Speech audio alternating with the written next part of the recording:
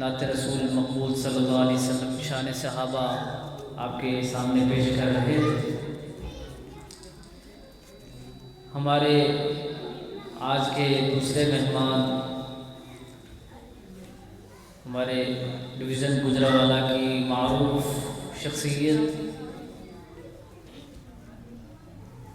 خطیب اسلام حضرت مولانا محمد عاصم شاد صاحب دعوت برکاتہ العالیہ، اور ان کے ساتھ ہر دل عزیز شخصیت فاضل جلیل حضرت مولانا پروفیسر ڈاکٹر رانا زاہد محمد نعمانی صاحب تشریف لائے ہیں۔ میں انہیں خوش آمدید کہتا ہوں۔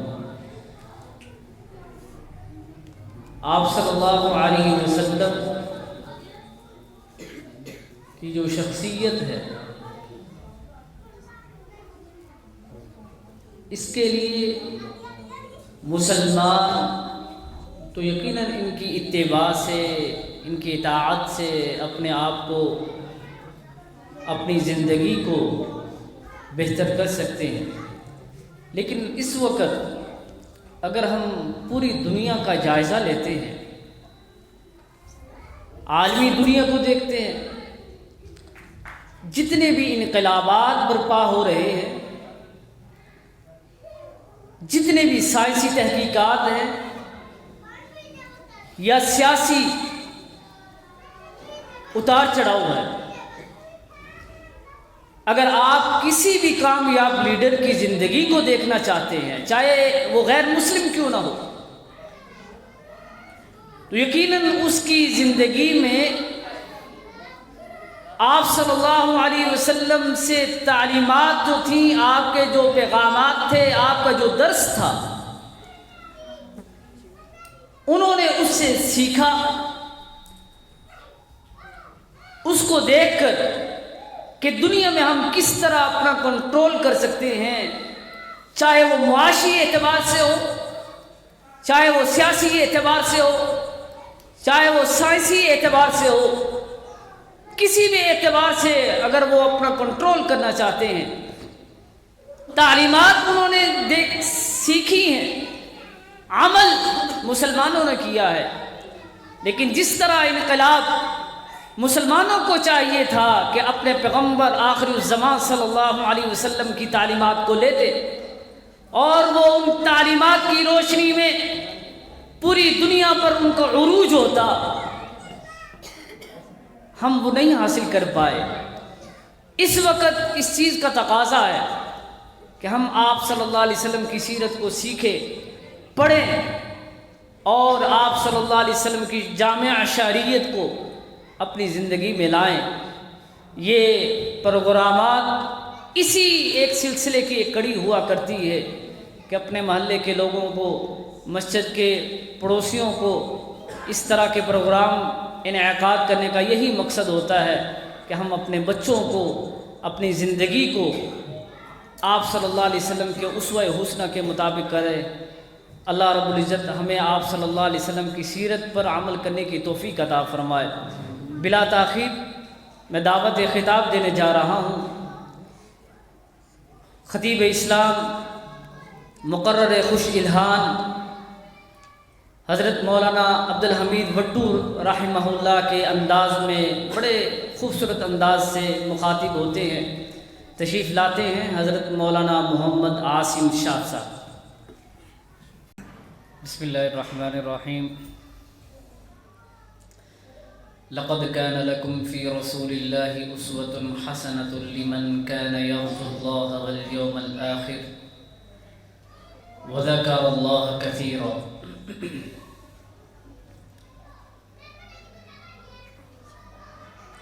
انتہائی معزز محترم سامعین، حاضرین، مہمانان گرامی، آج تیسری سالانہ سیرت امام الانبیاء صلی اللہ علیہ وسلم کے عنوان سے کانفرنس انعقاد پذیر ہے۔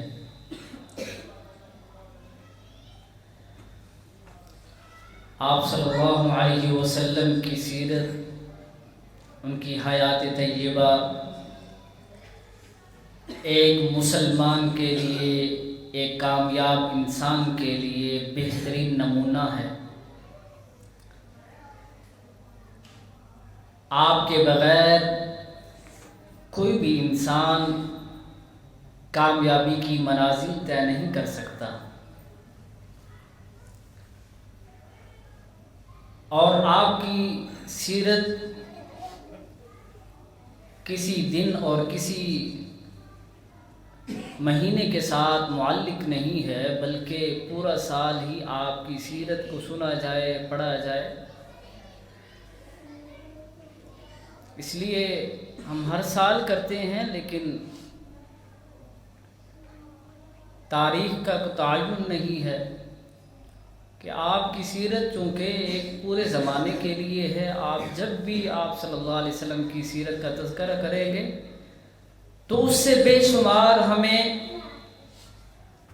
رموز و اوقاف اور زندگی طے کرنے کے لیے، زندگی گزر بسر کرنے کے لیے ہمیں بہترین مثالیں ملیں گی۔ تو آج کے ہمارے جتنے بھی مہمان ہیں، پروفیسر عبدالقدوس محسن صاحب ہیں، حافظ محمد ابو بکر اشرف مدنی گجرانوالہ سے، مولانا عاصم شاد صاحب اور مولانا ندیم مراد علی سندھو صاحب، جو کہ آدھے گھنٹے تک تقریباً پہنچنے والے ہیں۔ سبھی مہمان تقریباً پہنچ چکے ہیں۔ آپ دل جمی سے تشریف رکھیے، انشاءاللہ ہم جو تسلسل قائم کیے ہوئے ہیں اسی تسلسل کو برقرار رکھتے ہوئے آپ کو جلد ہی انشاءاللہ یہاں سے فراغت ممکن ہو جائے گی انشاءاللہ۔ تو میں اسی پروگرام کو آگے بڑھاتے ہوئے اپنے دوست معزز محترم